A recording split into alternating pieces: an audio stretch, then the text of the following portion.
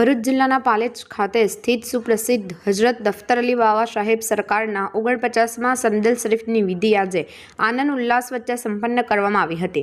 સંદલ શરીફ પ્રસંગે દરગાહ શરીફને આકર્ષક ઝાકમઝોળ રોશનીથી શણગારવામાં આવી હતી।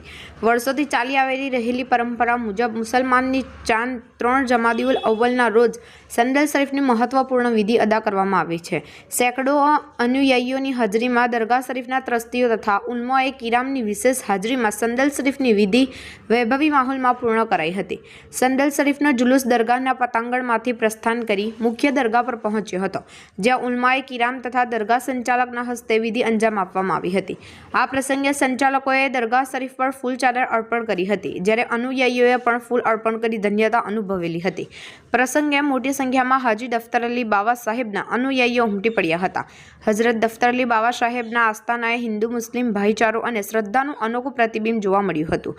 અહીં બંને સમુદાયના શ્રદ્ધાળુઓ પોતાની મનોકામનાઓ લઈને આવતા રહે છે અને મનોકામના પૂર્ણ થતાં દરગાહ શરીફ પર હાજરી આપી આભાર વ્યક્ત કરતા હોય છે।